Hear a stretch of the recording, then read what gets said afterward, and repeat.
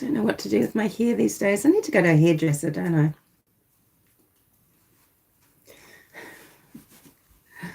Poor hair. Anyway, it doesn't matter. I just don't want to be fiddling with it, you know. So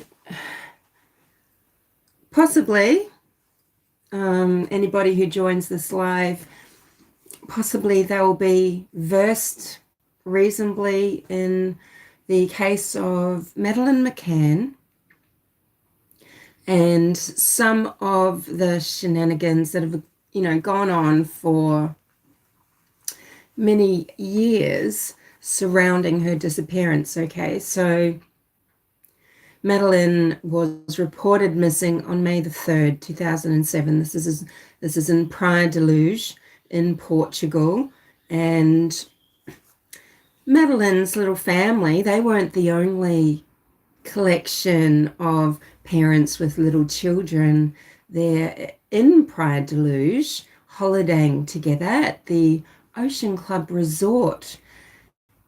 There were other families there, so different people with other daughter, you know, with their own daughters. There was a mother-in-law there, a mother there of Fiona Payne. She's married to David Payne, who could arguably be named at the time as Gerry McCann's best friend. You know, we've got Matthew Oldfield and his wife. There's Jane Tanner and Russell O'Brien, and you know, this collection of people, not counting Diane, who was Jane Tanner's mother. That's the group that's known as the Tappers Nine. Hey Mark, I'm not going to be watching chat really, so it's nice that you're here for however long you can keep an eye on things. And what I thought, before just talking about some of the specifics in the case to do with clear neglect going on amongst this group and citing instances of this and how they went about it and how they diminished their responsibility and how they seemed to view parenting in general. Let's just talk about disappeared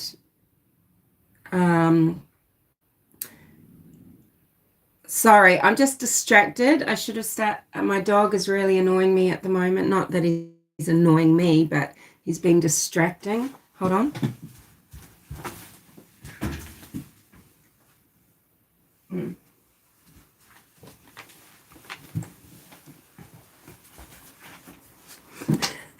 He notices everything that goes on, and even if it's like there's nothing there, he's growling at it, and then you realize someone walked down the street or something. Anywho,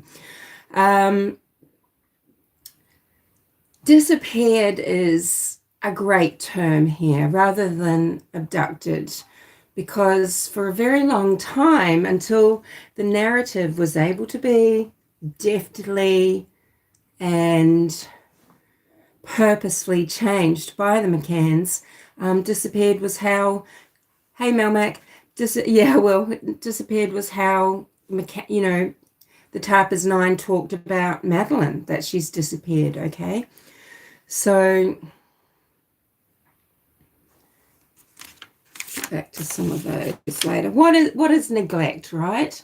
Because when we think of child abuse, when we think of neglect, we can think of it as often something that has to be quite serious in terms of, say, living conditions or a lack of provision for food and shelter. We can think of it as child abuse. We can think of it as where there is violence, domestic violence, direct abuse to the child. We can think of it as so many things, okay? You might have an image in your head of, you know, a dirty child, never washed and no clean clothes and things like that. That's not neglect necessarily, right? It can be part of abuse and everything, but neglect specifically, it's failure to provide adequate supervision, and neglect. It might include that a child doesn't get medical care or they don't get emotional nurturance. But think of neglect here with regards to this group of people that have travelled from the UK. Kate McCann is an anesthesiologist. I think Gerry McCann's a surgeon. People in the group looked up to him as the most learned, as one of the smartest, the brightest. He was spoken of as holding court in the bars, people listening and deferring to him, and he's the loudest and he's the funniest, and he's got people standing around admiring him, and he's the center of attention. And that's going to play a part with something I'm going to talk about later. So, it's not necessarily that a child isn't getting food and shelter and clothing. Neglect is inadequate supervision, lack of medical attention when required, or ongoing medical care if needed, lack of emotional nurturance. And, we shouldn't just think of neglect as, say, little Sean and Amelie. They didn't have nappy rash. The toddlers, they didn't have nappy rash. And they always looked very clean and angelic wearing their white clothes. They weren't malnourished. They looked very clean, well-fed. That is not neglect. The neglect is inadequate supervision over unacceptable periods of time. And the periods of time that a child can be left alone will depend on circumstances, including the maturity of the child, the length of time, the safety of where they're left, the provision for them, etc., etc. So, it might be acceptable in some families for a child to be, say, a latchkey child and to have a key and at 8 years old come home from school and just be home alone for an hour before mum or dad can get back from their work. It might be acceptable that a 12-year-old child could be left with their 10-year-old sibling just for an hour and a half in the afternoon or early evening. If the situation is safe, if they have means of contacting mum and dad, if they have been, taught how to manage an emergency, right? If a child, young children are not able to, they don't have the cognitive ability, they don't even have motor skills to handle emergencies, to handle really bizarre, awful situations, right? And, often children are neglected in this way and people are just lucky to get away with it, okay? So there's different rules around childhood neglect in every part of the country. I mean, there's no particular law, but actually in Queensland, if you left a child under 12 for an inadequate amount, inadequately supervised for an unacceptable amount of time and something happens, you will go to prison for 3 years. You will. It's child neglect. You will go to prison. And a lot of people talk about the McCanns in this way. Where are the child neglect charges? And people like James Bogart, who have taken the time, they've used their intellectual capacity and they have used their analytical skills, and they've just taken the time to go through the police reports, recorded conversations, statements made right then and there at Ground Zero, May the 3rd, 2007, that night, starting with 11 p.m. when the police arrived at Ocean Club Resort, and then right through for a number of years. And they see the anomalies, the lies, the changed narratives, and they see why people were wanting to change narratives. The Tappers group had a lot to lose. They're doctors from the UK. They work for the NHS. They were all leaving their children alone in their apartments at the Ocean Club Resort, right? So what have I written here? The role of supervisory neglect in childhood injury. You'd think medical doctors would be well aware of the risks, right?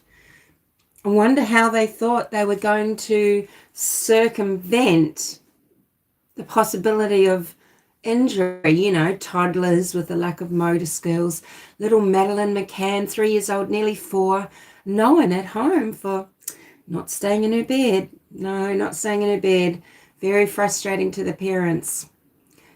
They wanted her in bed asleep and not getting up, and they had a star chart that they would use to encourage her to stay in bed, and she would get a star every night she stayed in bed. But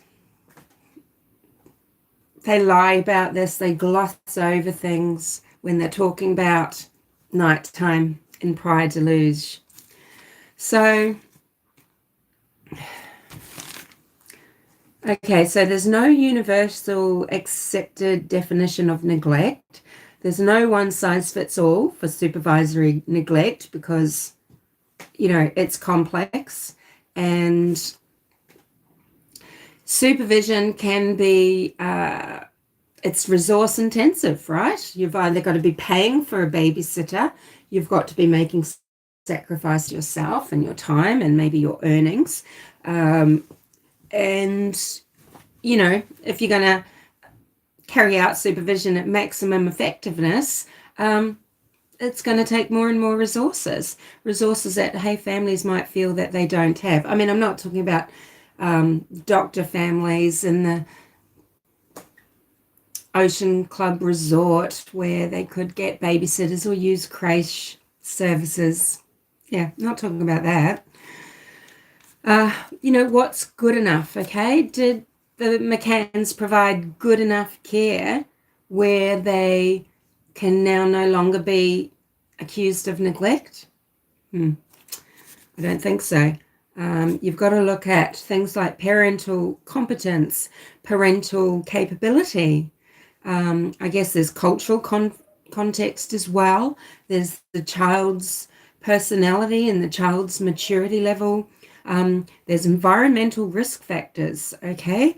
And, you know, and there's the parents' ability to forecast where future harm might arise from the lack of supervision. I mean, that surely is paramount, right?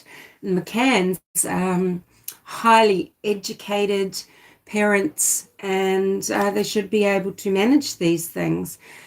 And we are talking 2-year-olds and a 3-year-old. We are not talking 8-year-olds, 12-year-olds, okay? We are talking children where if you've got toddlers, they can have, you know, that independent play, but they're supervised. So, you know, if they're 2 or 3 years old, sorry, I just really want to lay this groundwork for this neglect, okay? 2 or 3 years old, they might be in a room alone.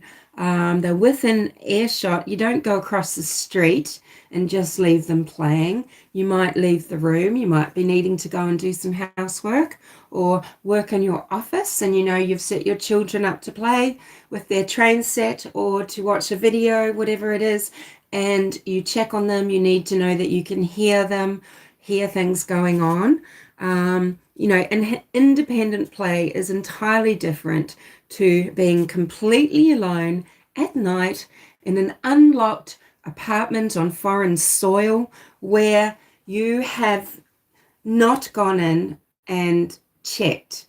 There is a whole lot of lies that have been told about the entry to apartments and about the actual setting sight on children. Gerry McCann clearly thinks that, well, as long as they're not crying, I couldn't give a fuck. And I'm going to explain a bit more about that actual night, the series of events where some of the lies occurred. And I think you'll be probably quite shocked to learn a lot of it if you don't know it already. So, yeah, so these young children, you know, from 12 to 24 months, right, you know, that they really are at a big risk of injury, okay, because we all know the dangers of toddlers, right? You know, when your child begins to crawl, you are locking up, you know, cupboards with child safety locks. You are putting things in to block the power points. And so, you know, they can't electrocute themselves. You're making sure cords are up. You're making sure they can't get into the bathroom and get at the toxic, you know, cleaner that you might be using there, bleach and the like. You know, between 12 and 24 months they're starting to be quite mobile, but they don't have motor skills as such, and they certainly don't have any common sense, and they act very quickly and craftily too. I mean, most parents will know that when you hear nothing, you worry. It's not when you hear the children, it's when you hear nothing, and they can't identify risks themselves. Now, what about drugging children to sleep so that maybe, you know, you can dull down those motor skills? Pretty hard for them to be, you know, toddling around if they are out like a little light. And especially Maddie, that little ringleader, says Gerry. Yeah. So I'll tell you this again as well a bit later, but regarding the children crying, Kate incorporates a story about this later, but they certainly don't want people knowing about it straight away. And there's a very good reason for that. But there was a lady called Pam Fenn, and she talked to an expat called Robert Murat, and that's his picture in the thumbnail. He's living in Portugal at the time with his mother, Jennifer Murat, and he has a German girlfriend that's there that at first he uses as a little bit of a, he tries to use as an alibi for being around the Tappers 9 after Maddie goes missing. And then he changes it to his mother, but I'll explain that a bit more later. Sorry if this is jumping around. But Pam reported, and she was recorded actually, she was captured in the hairdressing chair talking to her hairdresser about, on a hidden camera. She was filmed talking about the Tuesday night of the 1st of May, where crying went on in the apartment for at least an hour and 15 minutes. She thinks it might even have been an hour and 30, but an hour and 15 minutes, until she heard the sliding door open to the apartment 5A, which is underneath hers. That's the corner apartment in the Ocean Club Resort where the McCanns were staying, and the crying subsequently stops. And years later down the track, when McCann now is, she's admitting to this incident, she says that Maddie said, "Mummy, why didn't you and Daddy come when I was crying when I was crying?" She goes, oh, you were crying? We never heard anything. Well, they wouldn't, would they? Madeleine was crying out for her daddy, says Pam. And she just said, but what Maddie would have done is just gotten back to sleep. And we know that's not the case. And you just have to think, did they just ensure a little bit more that they did go to sleep 2 nights later, 1 night later, 2 nights later? Because on the 3rd of May, during all the kerfuffle, Sean and Amelie, they don't even rouse. They do not rouse. Okay, that's toddlers. Anyway, I keep jumping around. But anyway, look, in Queensland, Criminal Code 1899, Section 364A, leaving a child under 12 unattended can get you 3 years in prison. Whether the time alone is reasonable depends on relevant circumstances. But I don't think how the McCanns and others in the group were leaving the children is acceptable or reasonable. They had this faux, ineffectual listening service, which is definitely unreasonable. They'd heard that other resorts in Portugal had a listening service. The hotels would have someone go around, a staff member, go around, just listen at the door and let the parents know if they heard crying. But the Ocean Club Resort was a little bit too it wasn't contained enough. It wasn't, it wasn't like it's just one sort of hotel building. It was just sort of this little bit more spread out resort. And so they didn't have this listening service at Ocean Club Resort, but they all thought that that was perfectly acceptable. I mean, it's like they're just out in the back garden, isn't it?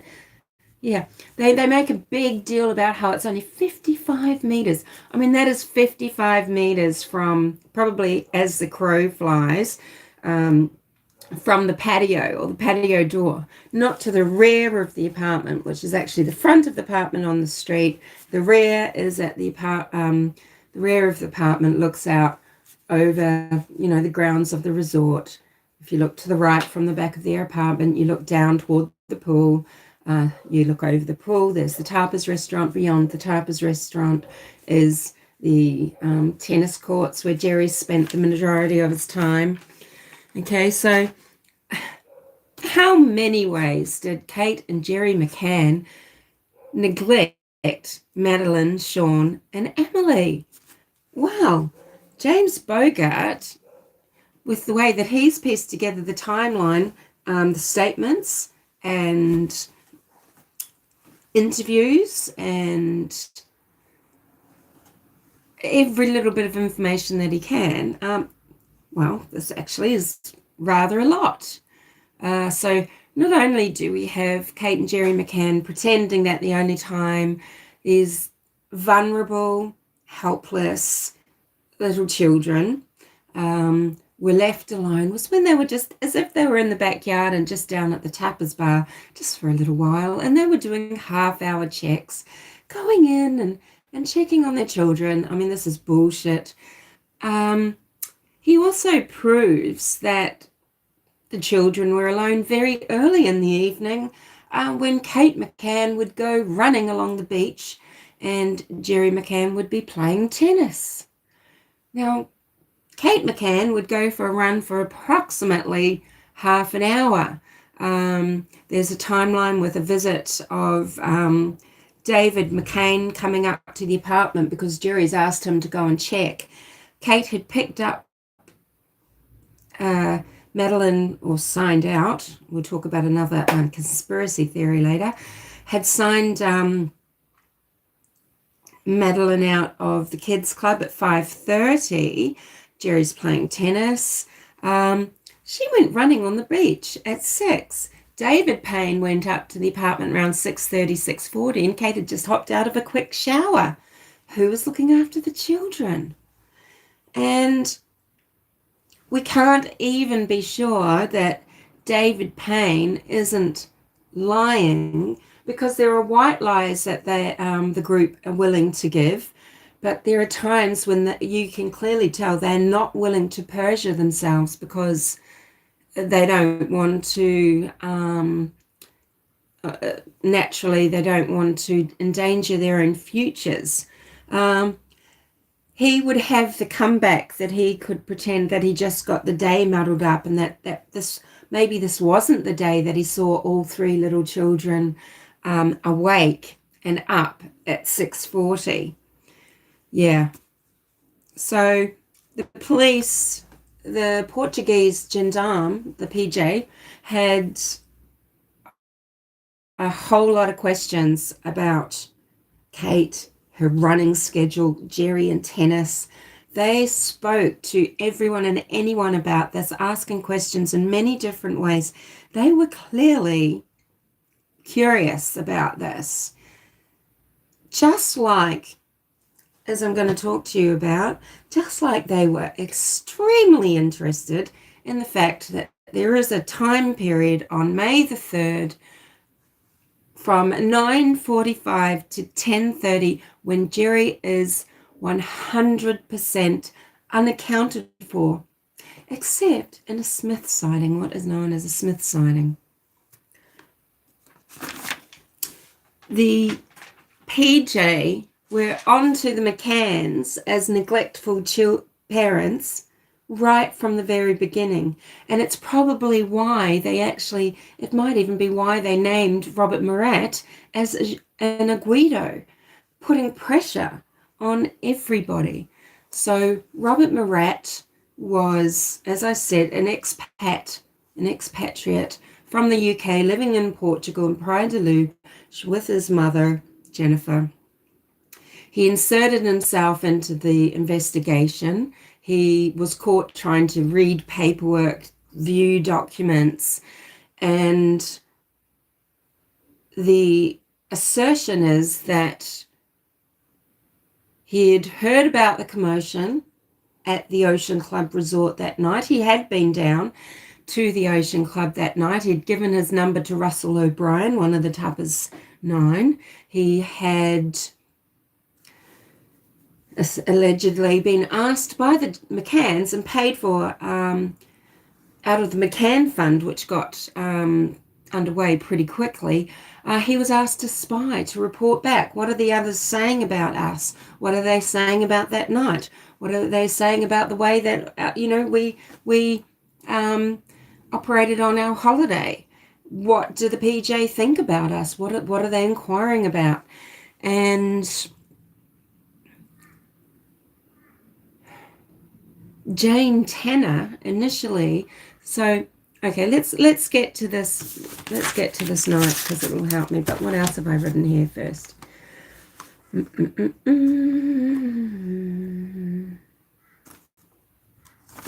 Okay. So on the night of May the 3rd, right? So, and this is later on in the evening, that evening when allegedly David Payne has seen the children up and about, even though, that's right, Melmac, they make it sound like they are just sitting in their backyard garden. They're making it sound like they can see into the apartment. They make it sound as if they could possibly hear anything, and clearly they couldn't. So allegedly earlier in the evening, David Payne, one of the Tappers 9, he's married to Fiona Payne. They had Fiona's mother with them. They have a child. I think it's a Grace. I think Matthew Oldfield and his wife have a daughter called Grace. I think Russell O'Brien and his partner Russell Oldfield Russell O'Brien has a child called Emma or Ella. There is a conspiracy theory about these other girls who superficially could look a bit like Madeleine McCann, because there are other theories going around that, ever since time immemorial, that Madeleine did pass away much earlier in the holiday, and that there was this subterfuge going on with regards to signing into the kids club, and Gerry always being there with Russell O'Brien, walking in with Russell O'Brien's daughter and that sort of thing. But anyway, that's not really important in the scheme of what I'm talking about here, which is neglect and the absolute lies and deception that's gone on, because they know they're neglectful. They know they're guilty of neglect. So let's just say we don't say anything else about them. We can just say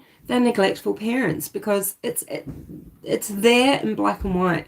The truth is there. They should have been charged by the Leicester Police. I can never say that. It's North London Police, the UK Police. And they never have been. Whether or not it's anything to do with the crime of neglect being carried out in Portugal and not in UK soil, I don't know. But certainly, they have helped the McCanns with part of their fast simply by keeping a lot of information quiet for several years. One thing that they let the McCanns get away with was implicating this person known as Tanner Man. So you might know a little bit about the case, and you might have heard the term Tanner Man and also the Smith sightings. So I'm going to describe those now. So they're at the Tappers Bar. Okay, I don't think Diane, Fiona's mum, is there until a little bit later, and in fact, when everyone goes to look for Madeleine because she's disappeared, Diane is asked to just stay at the Tappers Bar at the tables there. So if Madeleine turns up, because the assumption actually is that Madeleine has woken up and just wandered out of this unlocked apartment to look for everybody, right? So she's asked to stay at the Tappers Bar. But there's a bit of coming and going, but let's just start at 9:15, okay? Reports are by other people at the resort that, Gerry McCann is gregarious, the center of attention. Someone described him as like a king holding court. So that implies that, Gerry McCann, there's this air about him of having their respect. He probably somehow demanded that they give it before he gave them the time of day, quite frankly. I believe this man is a sociopath. Well, he's a psychopath. That's what I believe. So 9:15, okay, so they're doing the listening service. Gerry has gone up just after 9, and what James Bogart asserts in his big series called Madeleine McCann Case Solved, what he asserts is, it's all right, Human, if you don't know the case or anything, you don't. It's just about Madeleine McCann. I'm not sure, but don't feel like you have to be there. I didn't know when I was going to do it. I've got the time now. So now I'm sorry, I have to concentrate. Or this will be annoying as it is, right? So Gerry McCann has left the Tappers Bar. He's walked around the swimming pool. He's gone out of that area. In between the resort and the pool and the Tappers Bar and, the gardens and the tennis courts and everything, along the front of the hotel apartments, there's a wall, there's a wide path, and it's got very high walls and plants all over it, and it's a walkway through from a laneway down on one side of the Ocean Club Resort to a street at the other end of the resort, and it's got entry points to the lower floor apartments on that side. But if you want to go into the apartments, not through the sliding doors, but go in properly, you go up around to the street front, and you can walk in your front door and go into your apartment that way. And what the Tappers crew were doing, but they wanted it to look otherwise later in interviews, they were just popping in the back, maybe listening at their sliding doors. No one was going in unless they heard crying. They weren't interested in making sure that their children were alive and well, because, hey, it's only a problem if they're crying. Maybe they were all giving their children medications to make them sleep. We certainly know that the McCanns had 7 types of medications that weren't even in their name with them on holiday. And many of those are substances which provide someone with drowsiness, certainly a child. Kate McCann, being an anaesthetologist, would be well versed in how to make a child go to sleep, right? And look, they're not the only parents on earth that drug their children, the whole Benadryl thing and that sort of thing. It's actually common. Even parents giving their children alcohol. Oh, I put a little brandy in the milk. It's common. It's a common abusive practice to avoid actually going through a sleep program with your child. You know, this is kind of similar to dog training in a way, right? I think a lot of parents get caught up with things when their children get out of bed. Maybe they try to have a conversation with them and ask them, go back to sleep. Mummy needs you to sleep. It's mummy and daddy's time now. You need to be asleep. Don't you want to get a nice rest? Wake up in the morning feeling refreshed? Aren't you looking forward to seeing grandma and grandfather tomorrow? Oh, you know, that's what the children wants. It's like what the dog wants. If you yell, push, do anything aversive, no, It's a response. It's social interaction. Stop giving them what they want. Withdraw it. It's simple as that. Quietly take the child back to bed. Put them in bed. Leave them there because you've already said goodnight an hour ago. But anywho, Madeleine was known for getting up out of bed. That's an established fact that the McCanns have tried to hide. Kate's an anesthesiologist, and they had this fake fucking listening service. Okay, so sorry, we're still at 9:15. Gerry McCann's gone up. He's trying to hide the fact probably from this guy called Jeremy, who he sees outside the apartment. So he's gone up to the back patio, he's come back down, and he bumps into a guy called Jeremy that he's maybe been playing tennis with or something on holiday. And he's probably worried that Jeremy has seen that he hasn't gone inside the apartment. This will bother him later but he's having a conversation with Jeremy, and this is when Jane Tanner comes up. Now, Jane Tanner's been sent by Kate McCann, possibly, to go and see what Jerry's up to, because Jerry's a bit of a flirt, and he's been quite a while. If he's only going, Mark, if he's only going to check on his children, it's 55 meters. It's just like in the backyard. He really shouldn't have been long, right? And Jane Tanner would also have been going in to go to the next door apartment just to check her children that way as well. You know, the shortcut way, just the faux listening service way of just putting your head at the ranch slider and not even going in, because heaven forbid if you wake your own children and then you can't go back to piss it up at the tapas bar. This is the whole idea of it, right? So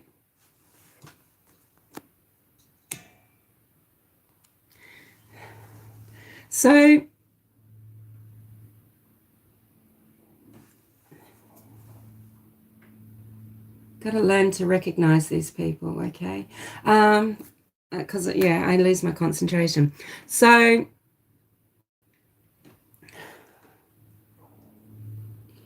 Jane Tanner lies about the side of the street that Gerry and Jez were talking on. She changes them to the other side of the laneway, away from the resort, so that she can say she's gone up, seen what was named Tanner Man, as she's going into her apartment in the front, you know, the proper way to go and check on her children, which she never actually did.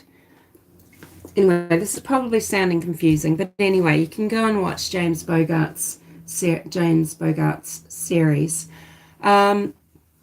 Okay, so back at the Tappers Bar, and Michael Oldfield, it's his turn to go up and check on his daughter. Maybe he's got more children than a daughter, but I know he's got a daughter that superficially could be mistaken by Madeleine, for Madeleine by staff, for example, if they've never been introduced to Madeleine, if they've never been in any interaction with these families directly, right? Anywho, at 9:30, he stands to go up. Now, Kate tries to say that she was going up too because it was her turn, because Gerry had been up at 9, right? The Tappers people sitting at her table never mentioned this in interviews, that she even got out of her seat. But anywho, Kate, sure, you were going to go and do the listening, which you never did that night at all. But Michael Oldfield says, don't worry, Kate, I'll check in on yours when I go in and check on mine. This is where the real alarm is given, because Michael Oldfield goes into the apartment 5A, and look, it's just very distracting if you can't. Crazy hair guy, I mean, come on, guys. um,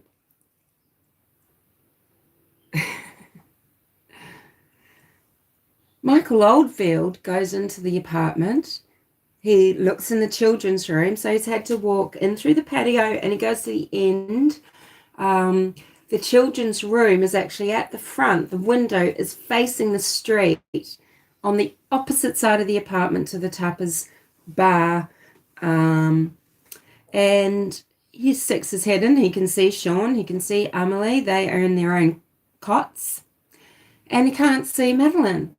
And he goes to the McCann's bedroom. He thinks maybe Madeleine is sleeping in the McCann's bed or has a bed in there.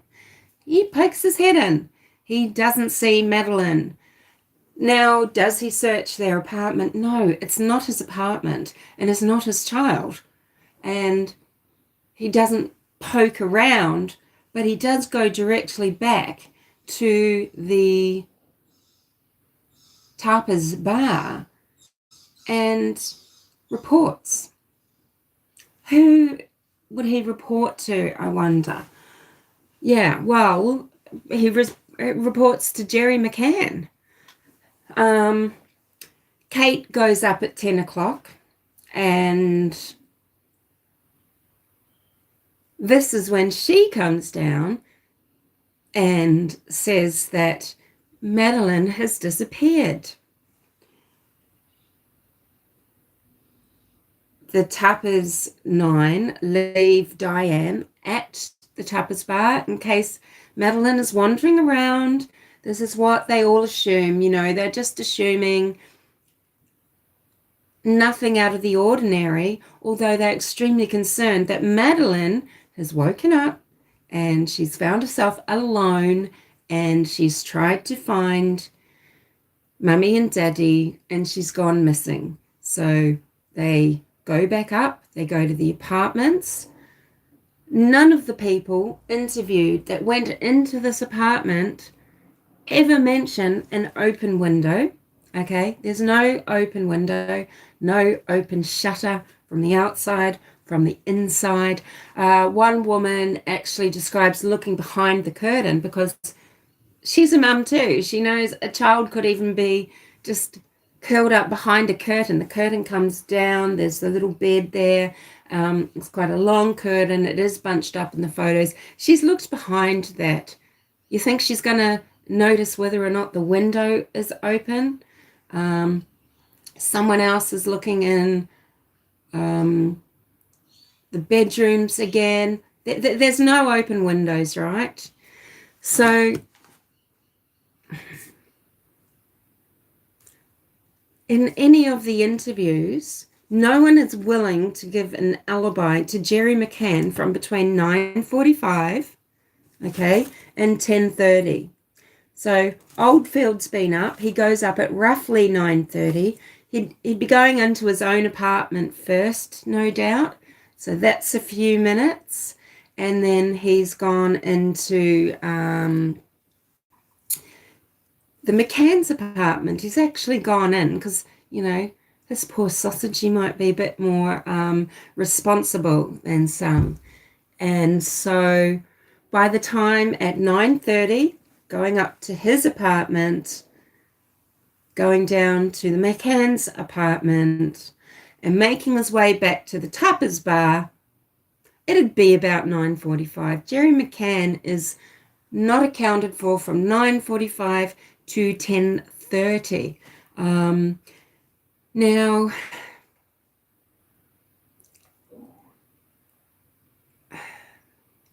it's also interesting that Kate isn't saying that she's looked in any cupboard, but of course in interviews later she's going, I'm looking to see if she's cowering anywhere in cupboards and everything. I mean, their stories change constantly about all sorts of things, right? But the tapas people stop short of perjuring themselves, but they will say things that they can just explain away to just a misunderstanding or not really recognizing what they saw and things like that, right? So it's not true that Kate went running down saying Madeleine McCann's been taken. Maybe back on the way, she was talking to David McCann, and he seems to recall that maybe the word taken was used then. But certainly what everyone was talking about, and they were very cautious about it, was they were talking about the disappearance and they were looking for Maddie. They went out calling and they all described who they were with, who said what, who decided what each would do, in all the conversations that they had, in, just say there's a group of 3 people, all 3 people are giving an account that matches up. None of these accounts mention Gerry McCann. 3 men, Russell O'Brien, David Payne, and Matt Oldfield, who is the actual person who discovered that Maddie was missing, not Kate McCann. And Gerry had already gone up, allegedly, at 9:45 and taken Madeleine's body away. He returns at 10:30, just in time to have a little look-see around with a female Tappers member. And then at 11, he's there when the police turn up. The 3 men, Russell, David, and Matt, they go off down toward the tennis courts and everything, and just across the street there's this there's like a supermarket. I can't remember what it's called. I think it's the Baptista or something, because I think it's kind of a good spot to try and see people and put the alert out and everything. And they decide they're going to be very systematic, that someone's going to go to the police station and report that there is a child missing out of an apartment building. One of them goes to do that. I can't remember which one. It might have been David Payne, and they get back together 10 minutes later, and Russell O'Brien says, look, that they still haven't found them. And they decided the next thing they're going to do is head down to the beach, and I think they take Cemetery Road, and this is actually the route that it's alleged that Gerry McCann might have taken. But they go down to the beach, but they head off sort of to the more touristy side of the beach, and in fact that's sort of where the search is focused on, sort of out to the front, to the left of that resort, and not out to the sort of more wild and more deserted side, which it's alleged that Gerry McCann heads off into. So if you went from Gerry and Kate's apartment 5A at the resort, remember they're runners, they're very fit runners. It's like a 6-minute walk down to this area called the Hill at the coast, at the deserted end of Praia de Luz. They were very familiar with the area. They had been running every morning and evening. Very active, very fit, and it wouldn't have taken Gerry very long, and he took the quiet route. But there was an Irish family, the Smith family, and they have been out at night, and they are walking. There's a small group of adults, and 2 of these adults gave instruction to a police artist. This is where we get these images that people say, these are the Podesta brothers. It is not the Podesta brothers. Podesto brothers, okay? These images, in fact, look very much like Gerry McCann. And later, Mr. Smith, when he's back in Ireland and he sees footage of Gerry McCann holding his son, Sean, he calls the police and he says, that person that I described in that picture, My blood ran cold. I saw Gerry McCann, and he says, I know, that was who I saw. And if you look at the photos and you look at the angle that each person saw this, the sighting from, it's so like Gerry McCann. And in the way that, identikits do look like people, not kind of, but there are some, yeah, I can't describe what I mean now. But they saw this man walking, carrying a child, just before 10 o'clock. Okay. So Gerry's gone up to the apartment. He's looked for Madeleine. He's found her dead, bleeding, behind the sofa. The sofa is in the lounge, which is adjacent to that roadway that goes up. So that's wrapping along the side of the building, where Jane Tanner's trying to tell you that she walked up to go around to the front of the building to go in and check her children, and she didn't. And what is the theory is that Madeleine McCann's gotten up. She's heard her father talking outside of the apartment. She stood on the sofa to look out the blinds. She has seen Gerry and Jez, this guy Jeremy, talking, and she's fallen off the sofa and she's cracked her head open on the tiles. It is 100% without a doubt, indisputably, Madeleine McCann's blood that the Portuguese police found in the grout of the tiles and underneath the tiles. Tile is a very common internal building material there. Police know about tiles. They know about blood and water and seepage, gravity, etc. They lifted up these tiles because there was little bits of blood on some of the blinds, maybe from Gerry finding Madeleine and touching the blind, working out what's happened. There was splatter on the wall that was degraded because it had been washed away, but it was discovered to leave traces there, but it couldn't be determined if it was anyone other than Kate's, Gerry's, or Madeleine's because it was too degraded. But it could have been blood spatter from Madeleine, right? That's a fact. The blood is a fact. And what is alleged to have happened is Gerry has put Madeleine at first into a bag. He's gone down the alleyway between the pool and the resort and then worked his way out down the hill, cross Rue Diabril, and he's been going to cross the road to go down some steps to cut down toward the beach, and he's been seen by the Smith family. They've given some very good descriptions. Those drawings look like Gerry McCann, and they've described him as carrying a child, matching Madeleine McCann's description. And he could have had 10 minutes there, 10 minutes back. He could have run back up the hill in 6 minutes. He's very fit, but it's a 6-minute walk. He's had maybe more than half an hour, but there's at least half an hour unaccounted for from 10 to 10:30, and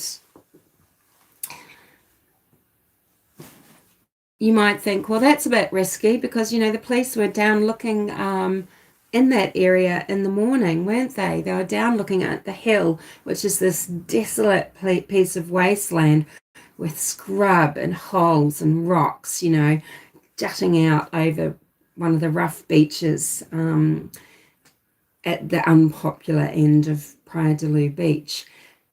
Well, David McCann and his wife Fiona, David Payne and his wife Fiona, took Sean and Amelie into their apartment, made up beds for Gerry and Kate on the floor. But when they got up at 6 o'clock, Gerry and Kate had already been out. Oh, we've been out looking for Madeleine. So they definitely had time to go and move her body before a big search would be underway.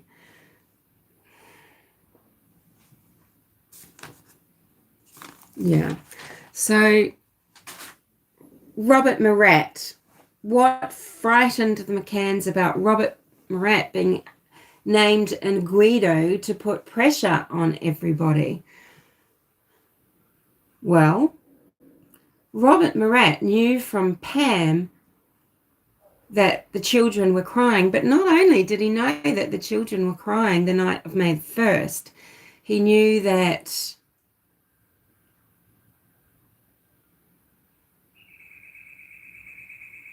the McCanns and the Tappers group were at I've called it Charlie's before because the name of it is Chaplin's. It's Chaplin's Bar. It's a 6-minute walk away as well. It's a 6-minute walk away from the resort.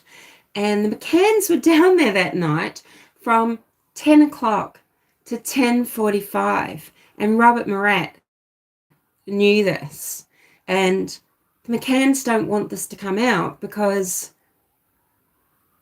it proves neglect. It proves they're complete and utter liars who say that they were never far away from their children, that they always did these little half-hour checks, you know. And it's lies. They were out 2 nights before Madeleine was reported missing, pissing it up, you know, like 800 meters away, not 55, not just out on the patio, not entertaining their friends at the resort. Maybe they could all get together, but no, out at a bar called Chaplin's while 2 of their children, so was Amelie awake but just not crying, while 2 of their children screamed their lungs off, Madeleine calling out for daddy, for 1 hour and 15 minutes. So if you don't think that's neglect, you know, if you think, sorry, I've been yelling, if you think, you know, I mean, those poor McCanns, right? Do you know what they could have been doing? Going around the world, what they could have been talking about, what they could have been promoting, rather than disingenuously talking about child trafficking and, you know, getting on board any beat up story about gypsy children being bought and sold and things like that in Portugal, blonde haired children being hot property, you know, in Portugal, all of this shit.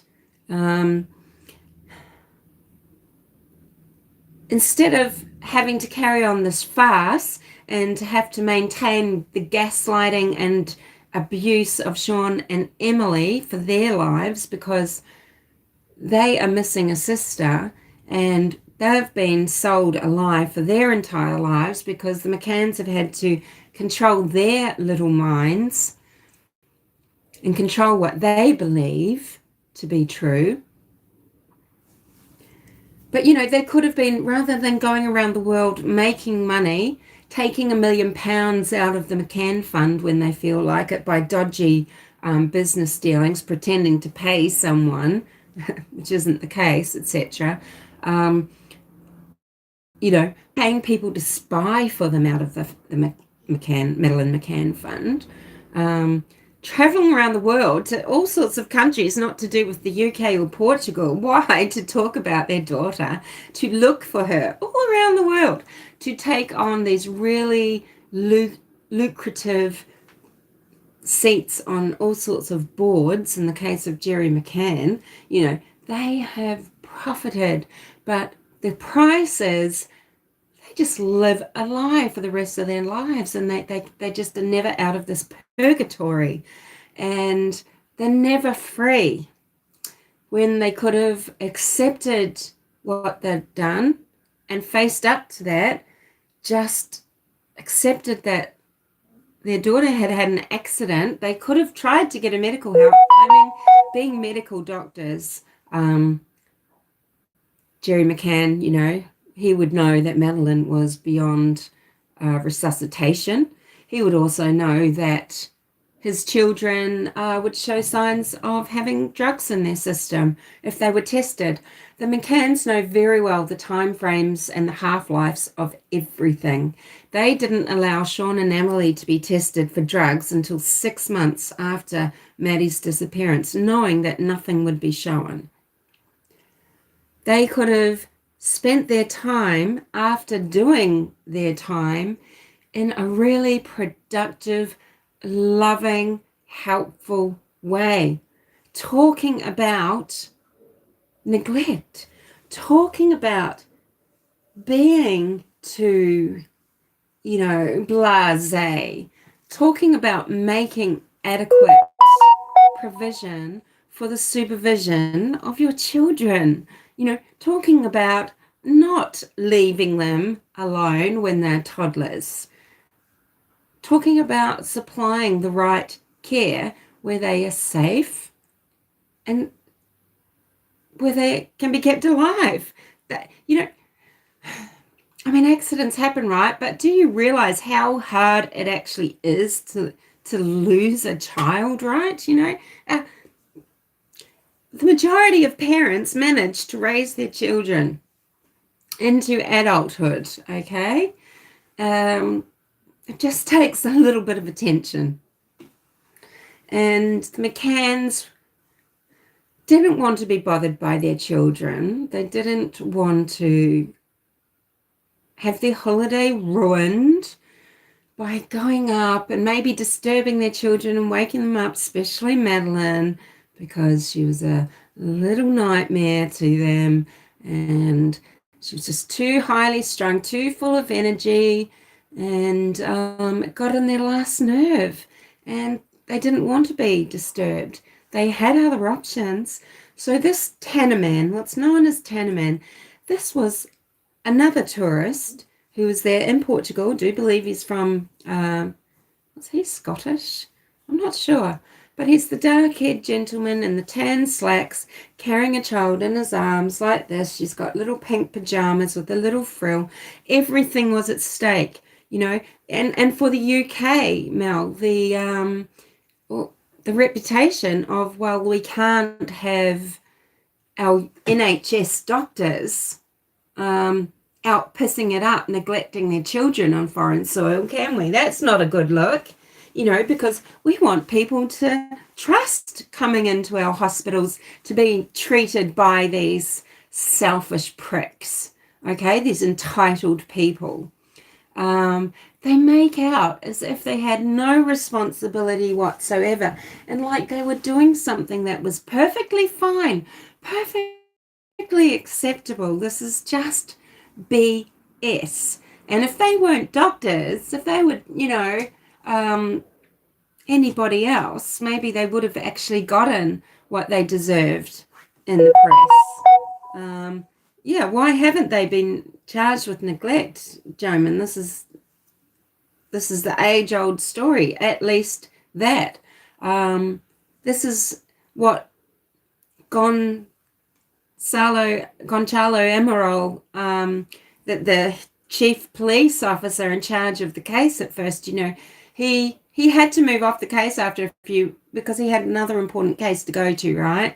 But he's one of the lead detectives in Portugal who has seen it fucking all, and he has solved some cases immaculately. He's a sharp dude, and he knew what was up, and he wrote a book called The Truth of the Lie, which the McCanns tried to suppress. They took him to court. They tried to get it suppressed. They tried to ruin his life, ruin his reputation. They do this to anybody that writes a book. I think profiler Pat Brown wrote a book that was on Amazon, and it was selling quite well because it was selling directly under Kate McCann's, one of her twatty books, and which she put Tannerman in as the main suspect, right? She had him as one of the theories, one of the suspects, But Tannerman had been discredited. The police already knew who Tannerman truly was, a tourist coming back to the resort with his own daughter. Jane Tanner, in her statement, that was just one of her little tweaks, wasn't it? She had him going the other way, as if he could have been someone taking Madeleine. And that's how the picture was shown in the book. That's how she had the picture drawn. The details were right. Wow, when you see this man, the real guy, you see his image. She nailed it. Spitting image, that whole, the shape of his body, like the tall, lean body, the mop of hair, and he was carrying his own daughter. And he came forward and said, hey, I think that might be me. And he showed a picture of his daughter, of him, of the jammies that his daughter were wearing. And he explained, well, I was taking advantage of the babysitting service, the creche. And I'd gone down to pick my daughter up. And I was carrying her back to the Ocean Club, past the Ocean Club Resort. But Jane Tanner had him going the other way. Jane Tanner also found it convenient to say she thought it was Robert Murat. It could have been Robert Murat. And it wasn't Robert Murat, but Robert Murat was, of course, worried that he was getting stitched up. And that, the PJ were wary of him because they'd caught him trying to look at papers and things. And the McCanns were scared of him, which is probably why they offered him the money, because they knew that they could be outed by the knowledge that Robert had. Robert was already known to the PJ because he would do interpreting for expats if they were in trouble in Portugal. He'd been living there a while and he knew the lingo. But he tried to distance himself. He didn't want to be seen to have been around. Because he didn't want to be connected to being in with the McCanns and spying for them. So he set up his alibi at first, saying he was with his girlfriend, this German woman. And then he realized, well, I can't really rely on her, not like Mummy. And he made up the alibi that he was just at home with Mummy watching telly.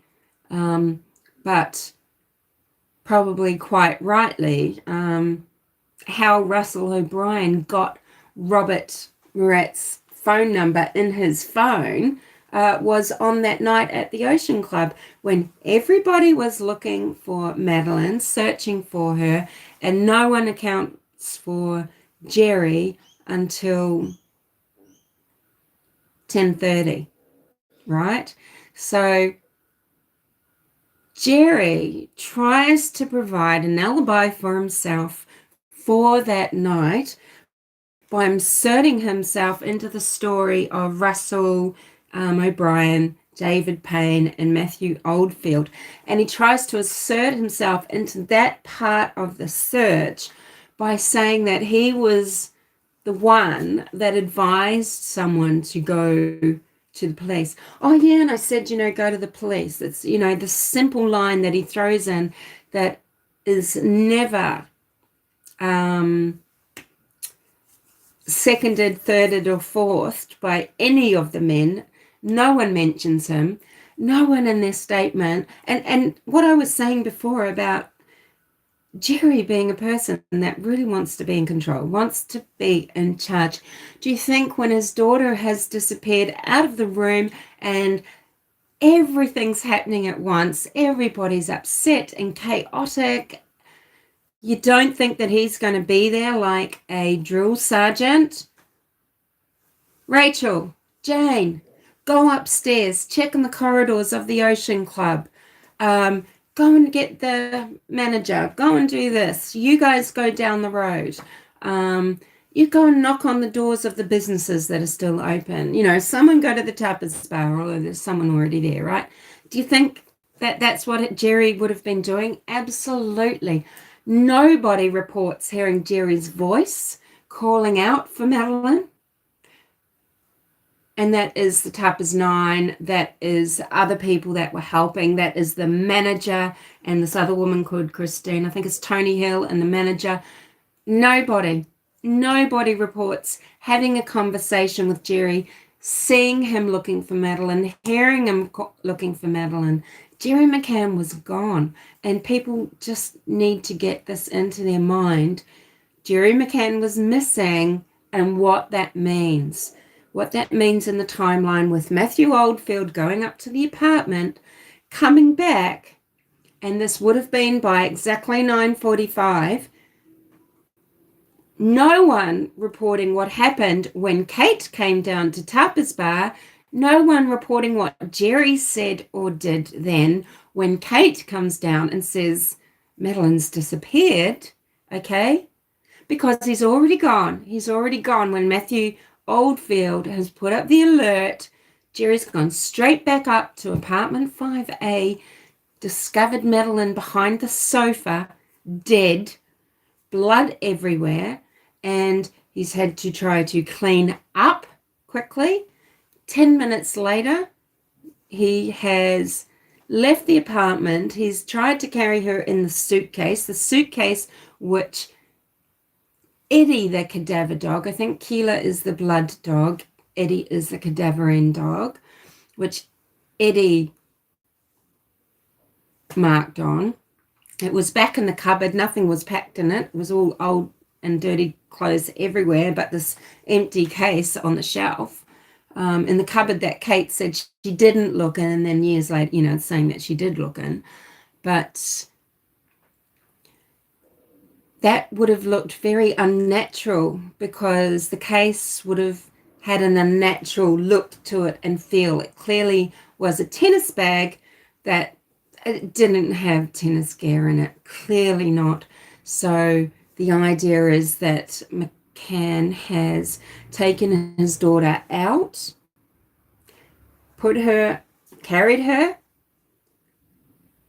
after hiding the suitcase and getting it on his return and putting it back in. I don't know how unseen, but at some point, maybe in that morning between 4 and 6, when at 4:30, Pradeluge was deserted. The police had left. Everybody had scattered. Everybody was in bed, tired. They'd looked from 10 o'clock to 4 o'clock. They had stopped. They needed some sleep. Beds were made up on the Payne's apartment floor for Kate and Gerry McCann. They did not use those beds. So that's when he was out getting the suitcase. That's when they went and moved Madeleine. He was seen carrying his daughter by the Smith family. They gave some very good descriptions, and in fact, later on Irish soil, when they saw the news and they saw footage of Gerry McCann arriving back in the UK carrying his son, it hit him like a ton of bricks. It hit him like a locomotive who he saw. And they are a very reliable witness. They're a reliable set of witnesses.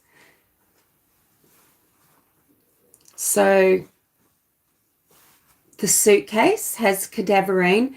We're in a warm country. We're talking about a young child.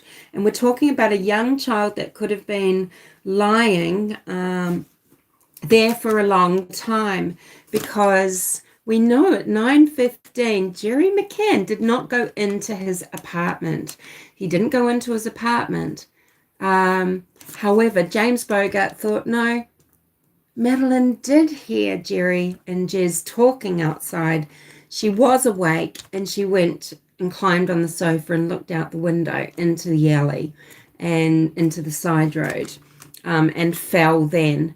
So it would mean that for about half an hour, she was lying there dead. That was a mighty fall, and it would have been very well could have been an instant death. And there are experts who are forensic experts, and they know, and they have said that in those circumstances, in that time and place, a young child, cadaverine could be developed and could be there to be smelled later. I mean, this is so dark, isn't it? And both dogs marked on that spot, the blood dog, the cadaverine spot, the cadaverine dog marked in the cupboard where the bag had been photographed as being, And then what happened was the McCanns stayed in Praia de Luz for just a short time until they were, under suspicion, because right from the start, the PJ understood about neglect and they understood about the timeline. And they were applying pressure to the McCanns in various ways. One of them was through Robert Murat. But the McCanns had their little hire car and they went driving around, and there was one area that they would always drive to, right? And then one time before they left Portugal, they went to that area and then they never went back. And Madeleine's never been found. And so she's been put in her final resting place. Some people say it's that little church that's down on Cemetery Road that Gerry McCann would have gone quite nearby when he first took Madeleine McCann that night. They became friendly with the chapel bishop or whomever, the priest, to the point that they got given the keys to the church so that, they could go in and find solace and everything, and relief. And so they could pray for Madeleine and everything every time, while they were in Praia de Luz. But when they were named El Guido, of course, El Guido, they've never gone back. They've never gone back to look for their own daughter. And a lot of people think she was cremated in with another person, or is buried maybe at the chapel. But, I think it's right. I will have to check this myself, that they do cremations at that chapel, at that church. So that's what some people think. Some people think she's buried up in the area they were always visiting, because they'd go out to little villages and take flyers and say, have you seen Madeleine and things. But, just pay attention to the bullshit in the interviews and then think, about what was really said on the night and around the night. The story about the window and the door slamming, the window whoosh and the door slams, that's bullshit. She made that up later because it fits the narrative, and it's why they are very happy to talk lasciviously and, about pedophilia and about child trafficking and everything, when really what they should be talking about is the perils of child neglect, the perils of not making adequate provision for your toddlers and your little 3-year-old when you're away on holiday, or if you're in your own backyard. No one in their right mind, people in their right mind, even poor, not very good parents, even not very good parents know that it's really not great, not ideal to leave young toddlers alone. Not even if you're just in the somewhere else in your house and they're alone unsupervised. You really need to be able to keep getting a visual. You really need to be able to constantly hear them. And the McCanns are putting it out there as if they can. Kia ora, Jules. How are you? I'm just having a fucking rant about child neglect and, and the lies that people tell to cover up the fact that, these McCanns, they're just such neglectful people. They are liars. They have just so barefacedly lied to the world, and they have allowed so much bullshit and jelly beans to go on, with people falsely being followed up, falsely being accused of doing something to their little child, when they can be proven to be neglectful. There's proof. And maybe the only reason, maybe these people, these doctors, aren't charged because, this happened on foreign soil. But they make all the excuses under the sun as if it was all very kosher. They're so caring. It was a listening service. Everybody was doing it,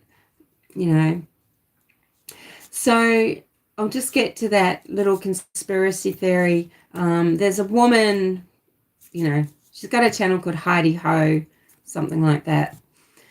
And she's convinced that Madeleine died days before. And look, for a child that was photographed a lot, videoed a lot, there is very little evidentiary proof of that nature that she did exist alive in the world after Sunday, at the end of April when they arrived in Praia de Luz.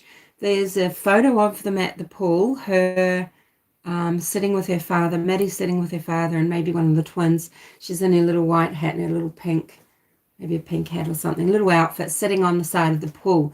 They're both as white as sheets. And, you know, both Maddie and Gerry are so white. They've barely got a tinge of pink, you know, a tinge of colour. And it's pretty obvious that they haven't been there. It doesn't look like they've been there for days. It doesn't look like Gerry's been playing tennis. He was playing tennis 3 times a day. That was his pastime at Praia de Luz for the daytime, was probably from what Kate McCann was worried about, chatting up, you know, young childcare workers and hotel workers and the like, and playing tennis. And it doesn't look like it's a photo taken on the Wednesday, the last day that Maddie is said to have been, you know, around. It looks like a much earlier photo. There are reports about, you know, the kiddie tennis and everything, but the days are really mixed up. You know, the way that it's reported by the Tappers 9, you know, saying that Maddie was down there playing tennis, but the day that they describe, it's the day that was put aside for the little boys to go and play tennis. They had the lobsters, which is so cute, and the sharks or something, these little groups for the children to play. And there's just different reports about who saw what, you know, and this woman on Heidi Ho makes a case that there's trickery, there's smoke and mirrors around using the other little girls, I think Ella and Grace, did I say? I think Russell O'Brien's daughter and Michael Oldfield's daughter, as sort of the smoke screen, because something had happened to Madeleine. You know, the McCanns had time to sort of come to a little bit of terms about it, work out what they were going to do. And, you know, Gerry would always walk into this childcare centre with Russell O'Brien and his little daughter, and he would be seen signing in and out, but maybe, you know, he's walking in and out another daughter. And if they're not seen together in context, you know, Sean, Amelie, Kate, Madeleine and Gerry together by the creche people, they wouldn't know any different. They wouldn't know who's coming and going. And so she thinks she's pieced together, you know, that there is a lot of fakery, well, smoke and mirrors around the coming and goings of the childcare, just in the way that they would all sort of gather somewhere first and walk in together, and one day it took them 10 minutes longer. I'm not describing this very well, but, you know, with the photographs and things, and I can kind of see actually what she means when you think about it a little bit. But what sort of, and especially if David Payne was, you know, just lying for the sake of, because that could be a little white lie that isn't quite perjury, it's just mistaken, right? That he saw all 3 children with Kate McCann in the apartment at about 6:30 on the Wednesday night. But, you know, what sort of makes it fall down really is that if they did have all those days, the apartment scene wasn't set very well, you know. Maybe the window would have been open. Maybe when Gerry went up to do a bit of a listening, he could have furtively looked around and he could have, you know, jimmied the window himself a little bit, and then Kate could have gone up and seen that the window was open, you know. I mean, it's so bizarre anyway, because, you know, either Kate knew already or not. And Kate possibly did not know until Gerry got back at 10:30. And he told her, or even told her at 4 o'clock in the morning when they had to get up and go. Kate was very careful to say, though, in a lot of interviews, that she never left the apartment because it was just so much going on. She was so concerned. She didn't know what to do. Everyone else was looking. She's very careful to say that she didn't leave the apartment, as in, I couldn't have possibly taken Madeleine anywhere. I didn't leave. Everybody saw me here. but when was she told, or when did she know? Obviously, if it happened earlier on in the week, she knew, and this is all just a big act. But the apartment, the scene of the apartment sort of just, it undermines that, because I think they could have done better. They would have cleaned up the blood better. They would have cleaned off the little splotches on the blind, and they could have maybe cleaned the tile better, and they could have set the scene better with where Maddie was sleeping, and they might not have maybe they, and maybe then in this scenario, Matthew Oldfield was supposed to go up and not just quietly come and tell Gerry, but tell everybody. And maybe if it had happened earlier in the week, when Matthew Oldfield came back to the Tapas bar and just said to Gerry, I don't think I saw Madeleine. Where is she sleeping? In your room? Gerry would have made quite the performance. Instead, he slipped away. He was concerned. And so as much as I've sort of given consideration to that, actually on my own at first, just looking at the photo and looking at just a few things, I thought, wow, this is a bit crazy, and the crying on the Tuesday night and everything. And I've thought, is it possible? Is it possible that something happened? But when James talks you through the timeline, through all his study, years of study, and he put this series out, I think he started this series in 2017, 2018, years of study and of putting pieces of evidence all beside each other and mapping it out. You really do see that it had to be that night that McCanns knew there was an issue with what they were doing. They were leaving the twins and Madeleine, and everyone else was leaving their kids too long. Maybe sometimes the other children were in together with Fiona Payne's mum, right? But Maddie and they weren't asked to look after Maddie and Sean and Amelie, right? And it just makes more sense that it was the Wednesday night, that it might have been a big shock to Kate, and the stories came later about the window. They would have been prepared for that. Gerry barely had time to do a bit of cleaning, get Madeleine into the suitcase, maybe whatever he cleaned the floor with went with him there, and that was discarded somewhere and never found. Maybe it was kept in the suitcase. I don't know. But it just points to that happening on the Wednesday night, because, it didn't look like a break-in. It didn't look like an intruder or anything. Doesn't this just have, shades of John Bonet, right? Those parents should have been brought up on charges of child neglect.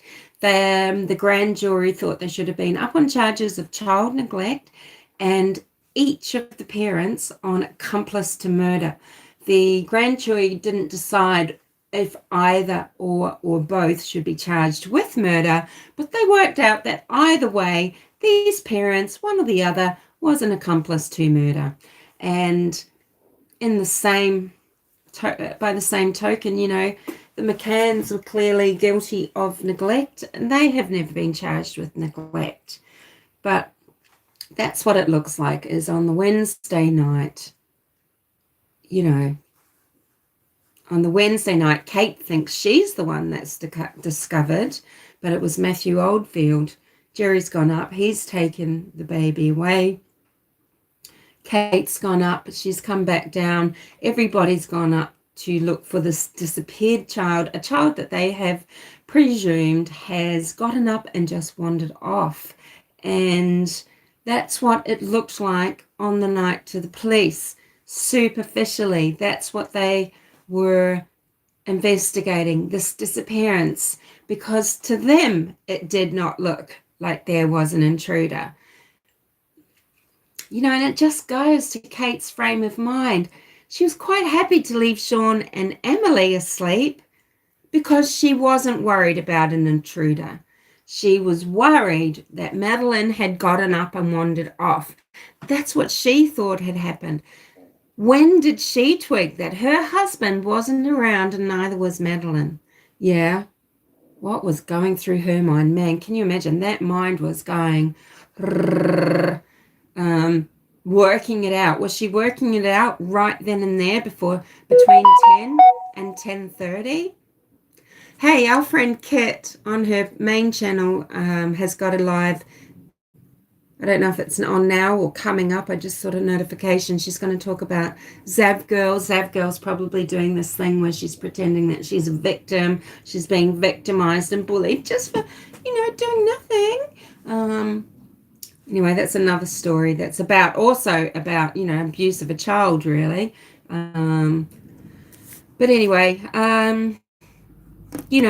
I think that Kate didn't realize that Madeleine was dead, but did she realize between 10 and 10:30 when her husband wasn't around that something was seriously wrong and that maybe her daughter wasn't just missing, but that's how people were treating it, and they hadn't set the scene.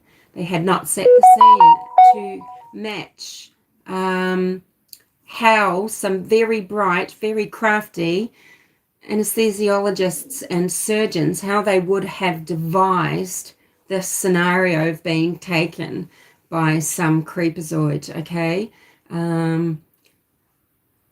Yeah. Kate refusing to speak to the manager and refusing to... Anyway, look into it. It's truly bizarre how these people have acted. They are shifty, shady. They care only for themselves. They don't care what they say, who they hurt. And it's so laughable watching Kate McCann especially. And her husband does not have her back because she got really blindsided by him. She has supported him. She has been gaslit by him. She has been under his control. She's gone along with it. But he refused to...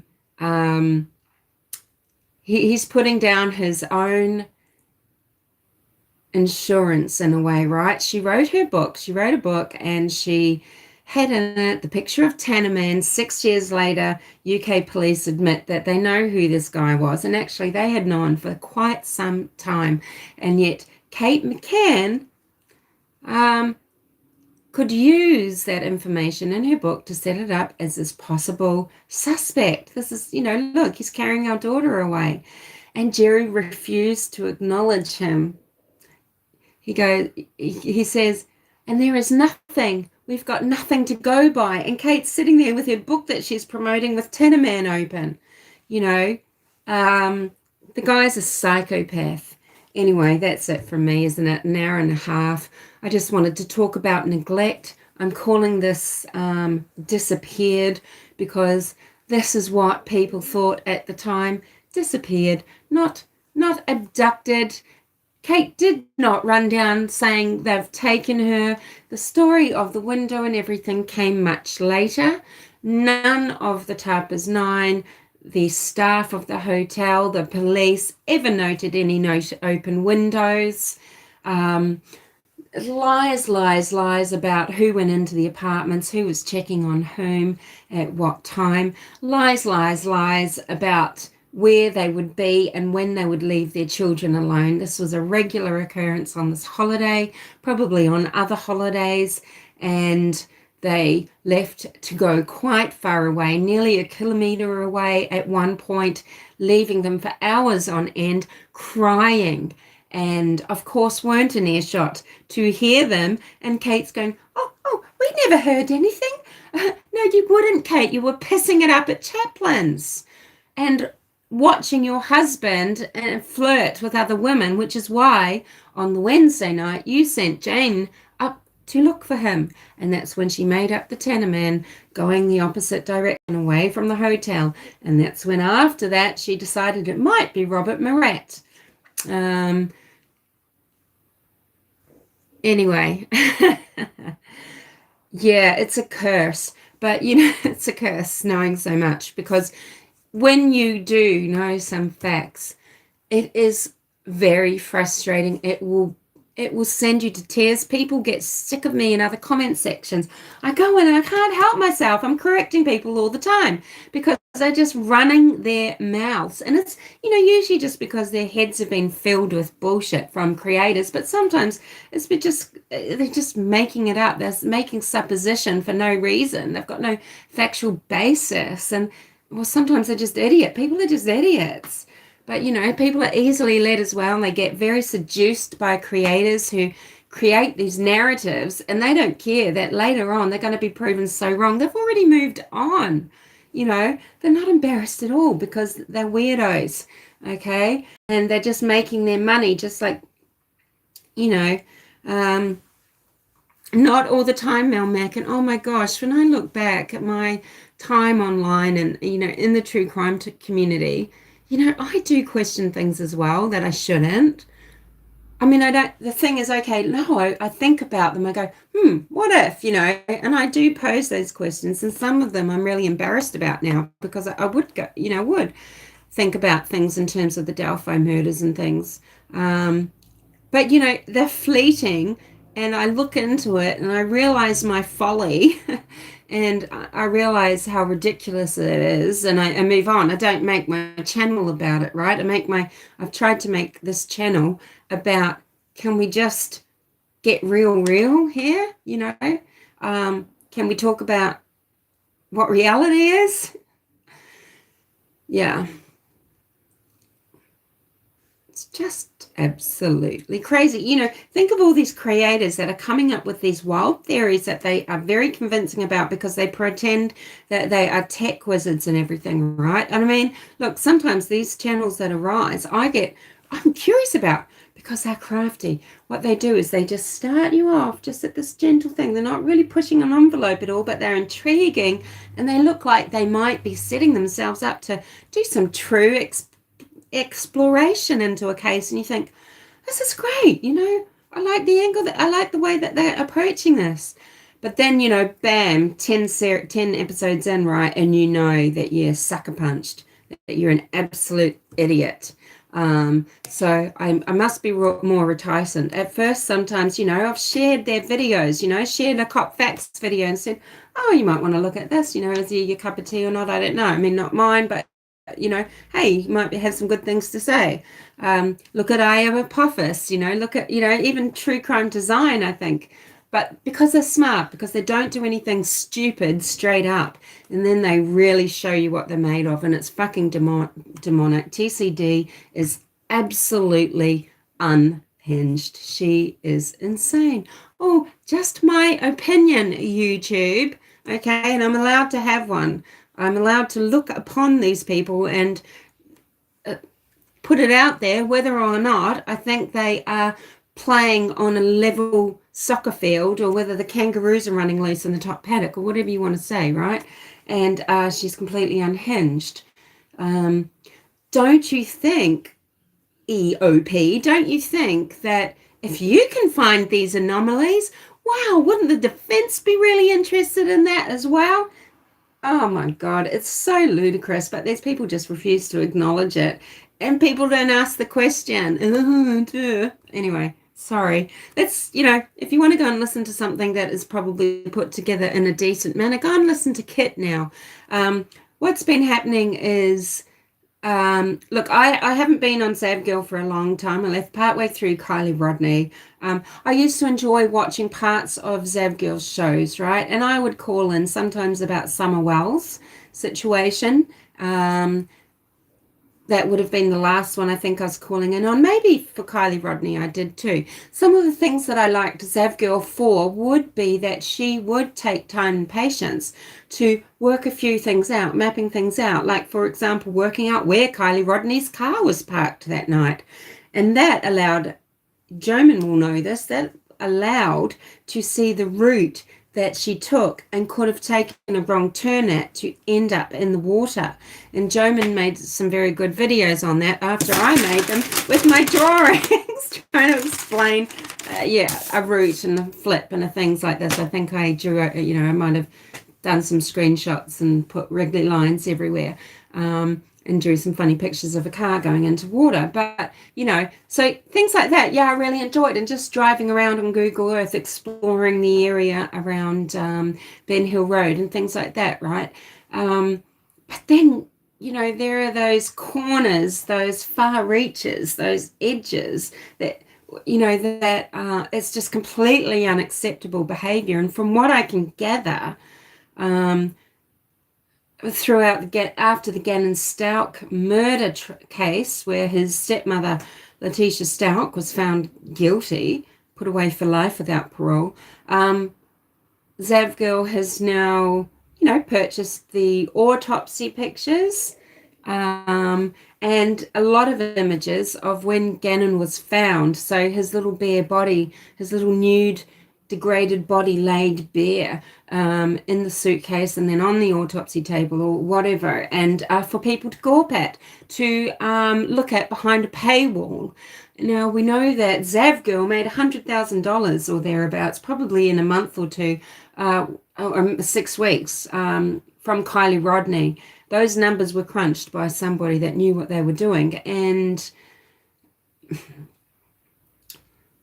it's so exploitative.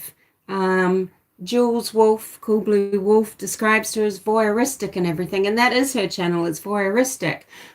Tori of the Australian Tasmanian channel, Tasmania Calling, or Sleuths and Smooth Criminals. Please check out Sleuths and Smooth Criminals.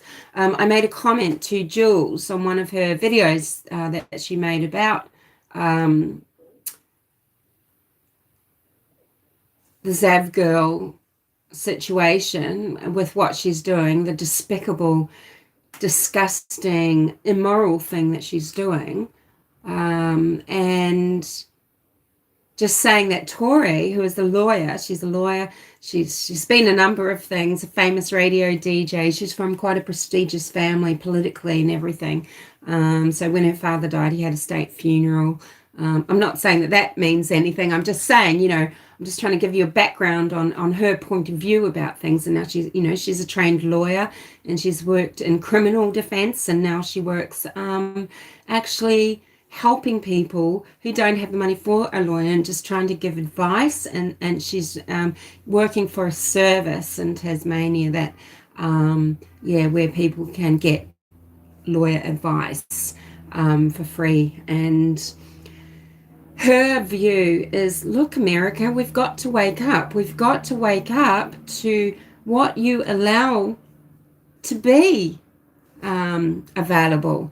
We don't have that in Australia, right? And, there's so much going on in America. Our freedoms and everything. Well, look where your gun laws are getting you, because Australia, we don't have mass shootings, okay? We haven't had a mass shooting since Port Arthur. I guess you could say there was a siege. There was the Martin Place siege, the Lint Cafe. You can look that up. But really, it's not the weekly occurrence that it is in America, where you're quite happy for people to be shot up in schools, in shopping malls, at concerts, on the street, in the movie theaters, in their, in the gay bars or in a restaurant. Okay, it doesn't happen. And we are protected privacy-wise, right? This information isn't available. People often wonder, why the hell are Australians so interested in American cases? Well, it's not that we don't cover our own cases, and there are people that we will never forget. There are wives and mothers that have been murdered. Alison Baden Clay here in Brisbane. Just cases that are just so sad and awful. We don't forget them, and we do talk about them. I do make videos about William Tyrrell. He's the little missing boy in the Spider-Man suit, We do talk about cases. I've talked about Lloyd Rayner and the murder of his wife and his persecution by the public and law and the cases that he's won. And I have juxtaposed that against American cases, against Barry Morpheus, for example. But the thing is that we do get caught up in American crimes, maybe purely because of the information that's available. You know, your lack of privacy. You talk about rights, but you've kind of really got no rights in a lot of ways. And just because something is available doesn't mean that you should make it widely public. Leave it up to the individual to each pay that $200 or $300 or $500 fee if they want to look at something so macabre. Maybe universities who are training people in medical science, maybe the FBI who are training criminologists in identifying timeframes for death and modes of death and things like that. Maybe they need to be, the ones that are paying to have access to such macabre photos and information reports, and maybe the general public, it shouldn't be available to the general public at all. But just because it is doesn't make it right to have people look at it. And do you know there are sick people out there that, think about this. Think about Keegan Kline. Think about Keegan Kline and him looking up Sandy Hook dead bodies. Okay? People want to see dead children. And maybe they want to see a child who's been dead for 48 days in a suitcase in the Florida swamp, and they can. And Jules, or was it Toru, is saying people are even commenting on Gavin Snout's little genitalia and making comments about his body and everything. They are fucking possessed. They've been led astray by the devil. And yes, the medication, swimming with sharks. So, we've got doctors here who could just take prescriptions for their own children, I guess, that they've gotten from their GP. But what they had taken was medication of, I think, one of their fathers, maybe a mother. It was medication. It was from the family, but it wasn't theirs. And maybe they just thought, oh, can we just take that in case we get a headache or can't sleep? They clearly were taking it. There was 2 medications that really specifically, the reason why I don't try and say what it is and everything, I'll get it wrong, but I know these are facts. And isn't that rather weird, right? You can imagine you do need certain things when you're taking young children away. You might need some children's Panadol. And I mean, I can see that people might use children's Panadol or cough medicine to numb down a child. But there were adult medications that are, that cause drowsiness in adults, right? And they weren't medications that belonged to the McCanns. There was no reason for them to have it. There are so many things that I could tell you swimming with sharks. Honestly, it's nuts. And when you watch their interviews and know what they're lying, you just want to reach through the screen and punch them. Ooh, sorry, violence, YouTube. That's metaphorically. I just mean you want to pretend to do it in your mind's eye. I would never harm somebody, okay? Isn't it funny, but he's psychotic, he's this, he's that, he's just in a bad place, so, harmed the children because he was just sorry, so many people are in psychotic distress and psychological distress, are mentally unwell, physically unwell, having the most bizarre thoughts, are absolutely terrified, etc., and they do not harm their children. They wouldn't. They would rather just suffer themselves or take themselves away. I don't know. There's something there. Yeah. So and especially Kate's in anesthesiologist or whatever, however you say it. She puts people to sleep for a living. In that role, surgeons in the room rely on them. They're actually the ones often calling the shots. They have got to be super aware of everything that's going on and reacting on a hair trigger. They're responsible for keeping that person alive, right? And Gerry is known to be highly intelligent, the most studied, the most advanced in his career, in as much as the difficulty of what he could do. And then I think the other people, Fiona Payne, maybe David Payne, Russell O'Brien, I think Matthew Old, they're doctors, right? I think they met at medical school or through their careers or something, right? And they've holidayed together before in the past. There was something called swimming with sharks. There was something called the Gaspar statement. So the Gaspars are people that were, excuse me, holidaying in Mallorca at the same time as David Payne and Fiona Payne, the McCanns, and I'm not sure of any of the other Tapas people, but they certainly made a habit of trying to holiday together, and it was off season when they went to Portugal, so it wasn't really busy there or anything, but they just obviously all wanted to get away and have a week in Portugal. It's not this really posh place. It's actually a really just a nice, lovely, humble place from what I can understand. And actually, yeah, it's not like somewhere super. People keep making out about these doctors being super wealthy and so, upper class. They're not, but, and they're probably only just getting out of paying off their debt. Hence maybe why a couple of years earlier they were in Mallorca. And they were overheard, so the Gaspars say, they were overheard Gerry and David talking about Madeleine. And remember, Madeleine would have been just a toddler back at this stage, and quite an oral and in quite a sort of particular stage of development.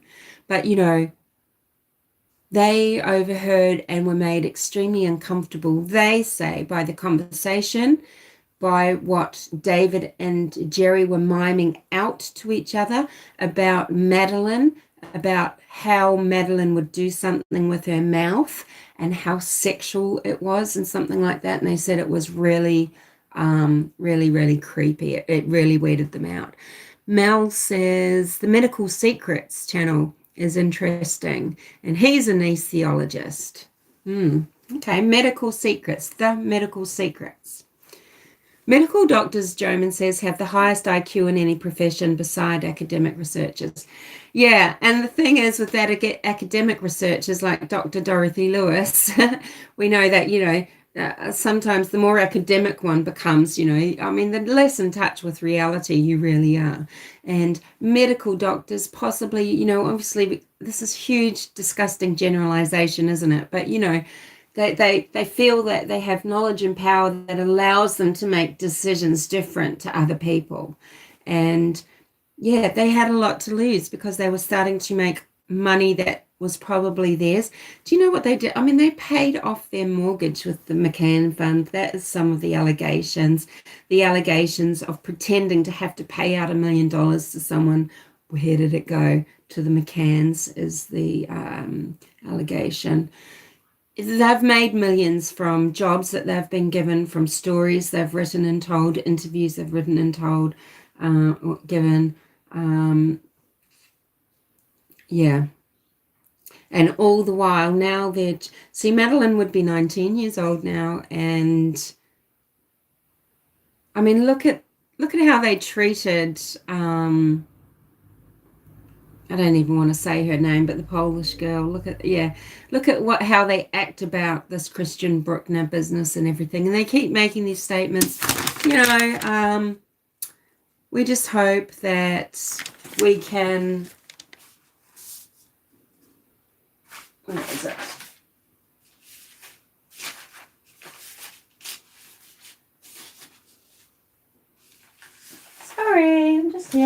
we're just hoping that, so at their vigil for Madeleine in May 2023, Amelie spoke out for the first time publicly. She's 17 now.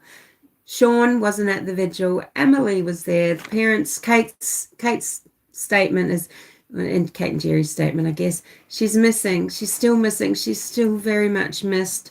It's hard to find the words. The police investigation continues.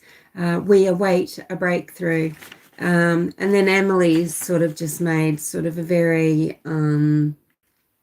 shallow speech. I guess there's not much that she could say, but that it's nice to have everyone together on this sad occasion. And she's lit a candle for Madeleine.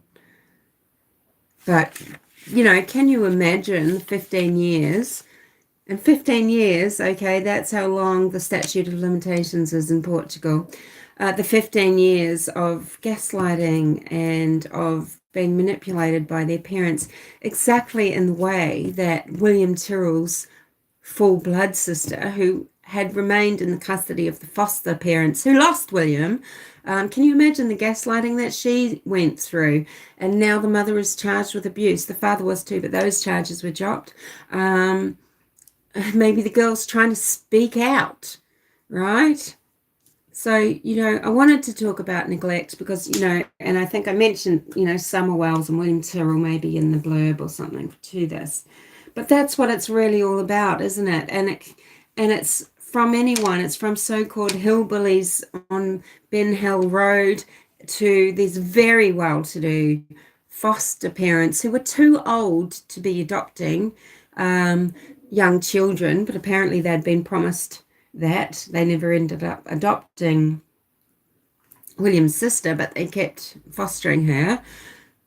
One would think that if one is in possession of a child that you're supposed to be fostering, being the guardian of, like not losing track of, if that child goes missing, one might expect that the daughter might not have to remain with these parents because there would be surely a cloud over their head, a question mark. It's so repulsive. And, so it doesn't matter who you are, right? UK doctors just out to booze it up in Portugal, neglecting their children. A mother who, doesn't know whether she's coming or going and where her children is because she's a blackout drunk and drug user in the case of Candace Wells. And, in the case of the foster parents of William Tyrrell, again, another family that just really want to push hard at narratives about a child being taken from a situation where there's no evidence of such, nothing. And they make up lies about seeing people and seeing suspects. This thread runs through, doesn't it, with JonBenet Ramsey.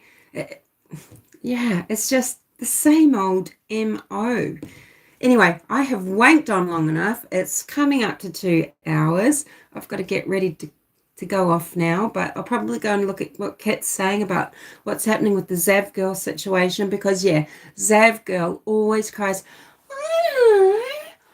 I can't see the harm. People are interested. And, I mean, She knows exactly what she's doing. She's cashing in while she can. She probably wants an early retirement. I mean, you can't blame her for that, but she's found a way to do it. And she's not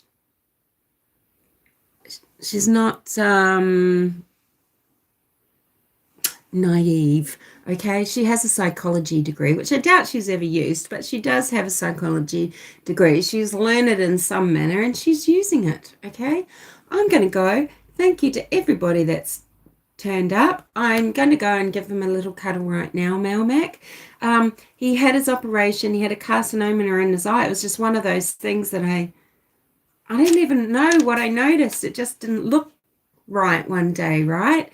And then, anyway, so he had this carcinoma taken out and then it didn't heal, but it's really healed now and it looks amazing. And then there's this new drug on the market.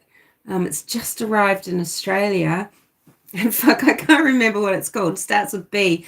But for a long time, arthritis drugs have only been this, like this anti-inflammatory, which is as bad for them as using things like Medicam and stuff. It's really bad on the organs and everything.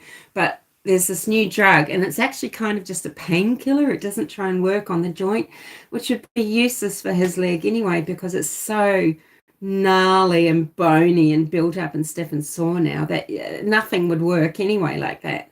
So I was sort of umming and ahhing about using that protocol of this, old-fashioned drug, which you have to give for 4 weeks in a row, and then monthly, and then maybe 3 monthly. But then I learned about this this more expensive one, but it's better, and it's like this pain reliever, and you just have that once a month for 3 months. So it works out kind of the same anyway. And then maybe every 3 months or every 4 months, depending. So he had that a couple of weeks ago, and he's moving much more freely, for sure.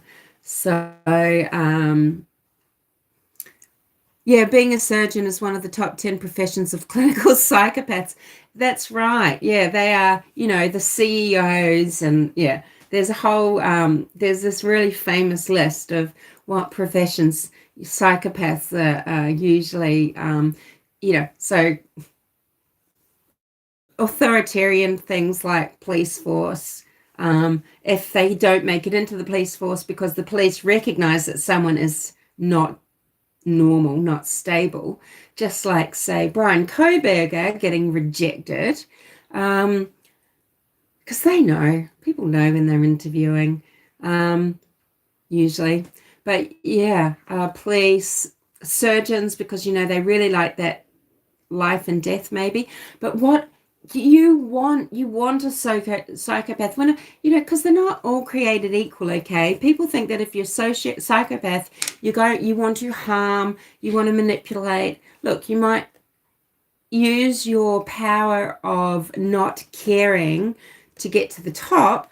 People do that, but you do want someone that is just making those decisions based on knowledge, based on statistics, based on engineering out what might happen if this, what's your best outcome, how to do it. You want someone that isn't thinking about your flesh and blood and your soul when they are slicing into you and connecting you and disconnecting you, okay, and putting things in you and fusing you with things. And you don't want that. You do want someone very cold and procedural that wants to be the best and has worked hard for it and has high expectations. I mean, so it's the perfect match,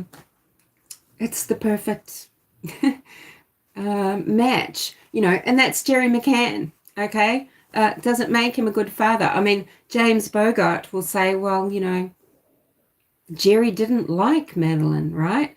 Madeleine was too loud.